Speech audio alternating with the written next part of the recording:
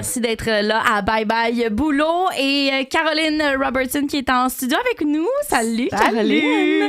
Évidemment, donc, du CPA, les étincelles d'Actonville. On s'était parlé il y a quelques semaines des compétitions. Vous êtes encore dans le rush quand même? Oui. Le rush finit officiellement le 11 avril au soir. Ça va être réglé. Mais d'ici ce temps-là, on continue. On lâche pas. Écoute, comment tu décrirais les performances globales? Là? Évidemment, on peut pas nommer tous les résultats des compétitions. Non, forcément, parce qu'on sera encore ici au souper. Hein? Fait que maintenant, mais ceci dit, tous les patineurs ils ont eu des belles performances. Ouais. Oui, malheureusement, certaines fois, des contre-performances, mais c'est une forme d'apprentissage, exactement. Tu sais, comme je l'avais déjà expliqué dans le précédent entrevue que j'avais fait avec toi. Écoute, on parle de 2 minutes et demie, hein, c'est décisif. Hein? Fait qu'on s'entend que quand ça commence mal, ça va mal longtemps. Ça doit tellement être stressant. C'est stressant, tout est joué en 2 minutes et demie. Donc là, on peut dire que par contre, on a beaucoup, beaucoup, beaucoup de bons résultats, beaucoup de podiums également pour nos patineurs. Donc, une très belle réussite, une très belle fierté pour le club. On est très heureux. Pendant la dernière compétition, donc il y a 2 de nos athlètes là, qui se sont qualifiés pour se rendre au championnat donc, de patinage star. Puis ça va se passer dès demain, là, en fin de semaine. Dès demain. C'est du côté de Saint-Jérôme. Exactement. Puis, à quoi ils peuvent s'attendre, les athlètes? C'est quoi les noms également? Là? Oui, on va les dévoiler. on va les dévoiler.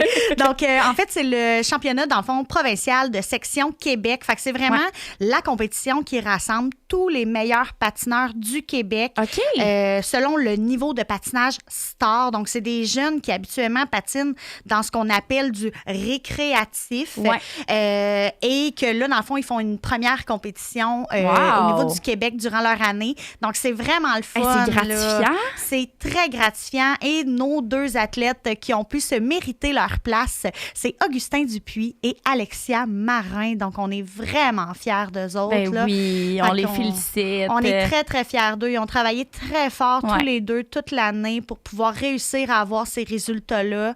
Donc, on est très contents pour eux, pour qu'ils puissent aller vivre cette belle expérience-là. Vraiment. Puis, tu sais, pour ce genre de compétition-là, comment qu'on les prépare mentalement? Parce que, tu sais, c'est quand même plus de 500 patineurs là, qui vont être présents. Oui. C'est une pression qui n'est pas nécessairement pareille. C'est une pression qui est quand même nouvelle pour les jeunes. Tu sais, comme je te l'avais dit la dernière fois, on est rendu des psychologues. On est rendu là dans le processus d'entraînement. On continue le maintien de la préparation sportive, donc s'assurer que les sauts continuent de rentrer, on continue à pratiquer le solo pour que le cardio soit là et reste. Mais on va se le dire qu'on est les psychologues pour pouvoir s'assurer que l'enfant, s'il y a une mauvaise pratique, ben là, il panique pas, puis qu'il faut qu'il se concentre sur le moment présent. Ça a été une mauvaise pratique, mais c'est pas grave, on va se reprendre. On est beaucoup, beaucoup, beaucoup là-dedans. La préparation sportive ne va pas nécessairement changer, que ce soit d'une compétition à l'autre, mais c'est l'enfant, le ressentiment qu'il va vivre, peut-être plus de stress, plus d'appréhension, peut-être aussi, parce qu'on s'entend que c'est quand même tous les meilleurs du Québec. Fait que la compétition est là. Ben oui. C'est pas une petite promenade de santé, comme on dit, là. on veut vraiment qu'ils puissent bien performer pour qu'ils soient fiers d'eux. Peu importe le résultat qu'ils vont avoir, là, on s'entend. C'est sûr. Ben oui. Puis j'ai fait de la danse pendant longtemps, puis le moment du spectacle de fin d'année, c'est débile, ce moment-là. Puis là, vous êtes en préparation du spectacle du 11 avril. Exact. Ça représente quoi, donc, cet événement-là pour les jeunes? Ça doit être tellement un beau moment. Écoute, c'est tellement un beau moment. Puis moi, je t'en ferai pas de cachette. Même moi, quand j'étais patineuse, j'attendais rien que ça. Ben oui. J'attendais juste ce moment-là. Tu commences l'année en te disant, c'est pour le show de fin d'année. C'est pour le spectacle. Tu sais, les compétitions, c'est pas grave. Les tests, c'est pas grave. Le show. Non, mais soyons francs, c'est vraiment un événement qui est un rassembleur parce que ça reste que le patinage artistique est un sport individuel. Hein? Somme toute, c'est à part si on fait de la paire ou de la danse, on est dans un sport individuel et là, le spectacle de fin d'année permet de faire des chorégraphies de groupe. Donc, on est vraiment ailleurs. On n'est pas dans le désir d'avoir des sauts, des pirouettes, des trucs techniques pour les numéros de groupe. On veut avoir une belle chorégraphie, une synchronicité. Donc, on travaille plein de nouvelles affaires avec les jeunes à cette période-ci de l'année, ce qui est très, très le fun. Puis, à quoi qu'on va s'attendre? Ben écoute, un show extraordinaire, naturellement. C'est sûr. Puis cette année, tu sais, ce qui est vraiment le fun, puis d'une année à l'autre, on essaie toujours de valoriser cette partie-là, mais les décors sont faits à 100% par les enfants du club. Wow. Donc, les bénévoles, on embarque là-dedans, mais toutes les décorations que vous allez voir, autant à l'accueil, à votre entrée, sur les tours de bande et le rideau, ainsi qu'au souper spaghetti, ce sont tous des décors que les jeunes vont avoir fabriqués de leurs mains. Wow. Donc, ça n'a pas de prix.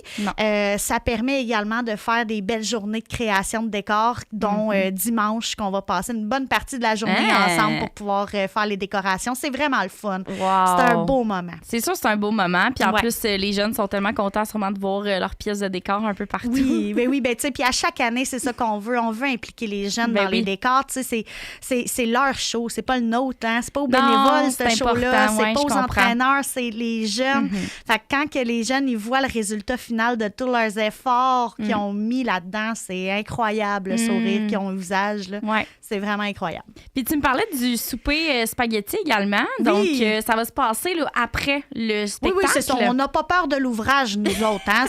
On s'en rajoute une back coche. à back, on en fait un après l'autre. Non, mais ça fait plusieurs années qu'on fait ça. Puis honnêtement, c'est tellement le fun parce que, tu sais, là, les jeunes, ils vont faire leur spectacle. Fait que, tu sais, ils sont dans leur performance. Là, ils sont un peu nerveuses et tout un peu excitées, fébriles de faire leur chorégraphie. Puis après ça, arriver au souper spag, bon, les bénévoles, là, nous autres, on met encore la broue dans le toupette. Mais les jeunes, eux autres, ça décompresse. On mange ils mangent leur spaghetti, puis après ça, soirée dansante. On s'amuse pour célébrer la fin de la saison. C'est donc bien parce qu'on se revoit pas, à part s'il y a des élèves qui vont en école d'été, naturellement, mais tous les autres, on se revoit pas avant septembre prochain. Oh mon Dieu, fait que c'est quand même plusieurs mois. Ben oui. Puis cette soirée-là, dans le fond, ce souper spag-là, est-ce que vous ramassez des dons? Ou... Absolument. Ouais, donc, le but de ce souper spaghetti-là, c'est surtout d'amasser des fonds pour, permettre que le spectacle soit aussi beau. Donc, on essaie de prévoir des dépenses en conséquence de ce qu'on attend comme revenu pour ce spectacle-là, ce souper-là, pardon, mais aussi pour préparer l'année prochaine, parce que d'une année à l'autre, au niveau des inscriptions, c'est toujours une surprise. Fait qu'on veut s'assurer que le service rendu aux patineurs d'une année à l'autre soit bon et bien. Donc, on essaie toujours d'avoir un petit peu de sous là, pour prévoir les années futures. Absolument. Fait que là, ce qui est à venir, bon, on a la compétition en fin de semaine. Yes. Pour les deux patineurs. En fin de semaine, puis plus précisément demain. Demain, donc le 20 mars. Le 20 mars, Augustin patine en avant-midi. Okay. Donc, sa compétition se déroule à 9h le matin, tandis que Alexia Marin, elle, c'est en après-midi. Oh, donc, on se croise les doigts. On va penser fort à eux. Vraiment. Tout le CPA d'Actonville vont être derrière eux pour les supporter. Absolument. Puis après ça, on a le 11 avril, donc le spectacle et ensuite le souper spag dans la même soirée. Exact. Toute la même soirée. Puis en fait, ce qui est le fun, c'est que tout se déroule dans l'aréna, donc pas besoin de sortir de l'aréna pour se diriger au souper spaghetti. Okay. Dès que le spectacle se termine, on rouvre les portes de la salle 5 et 6 pour pouvoir entamer le souper spaghetti. Intéressant. Est-ce qu'il faut s'inscrire pour le souper? En fait, c'est au moment de l'achat des billets, il est possible de pouvoir également prendre un billet pour le souper spaghetti. Donc, c'est ça qui est le fun. C'est sûr que les ventes en pré-vente sont actuellement possibles. Généralement, les patineurs, ils vont pouvoir vendre des billets et tout ça. Le tout se fait durant les pratiques naturellement, mais c'est sûr que si vous voulez réserver des billets, il est possible de le faire via la page Facebook avec un petit messenger. C'est possible de pouvoir vous faire réserver des billets pour pouvoir prendre entente avec vous pour venir les récupérer. Puis il va aussi en avoir à la porte. Parfait. Écoute, c'est tellement complet comme entrevue, Caroline. Un plaisir. Écoute, j'adore ça, moi. Moi, dans le fond, je te cite tout le temps, puis c'est bien correct. La porte-parole, c'est bien correct. Écoute, Caroline, ça a été un plaisir de te recevoir. Donc, on rappelle Caroline Robertson du CPA, les Étincelles d'Actonville. Je te souhaite, pas à toi nécessairement, là, mais aux athlètes à l'écoute, peut-être une belle compétition. Sinon, pour l'organisation, pour vrai, good job. Ce que vous faites, c'est incroyable. Oui, pour vrai, je peux pas, on peut pas compter le nombre d'heures que tous les bénévoles, on prend.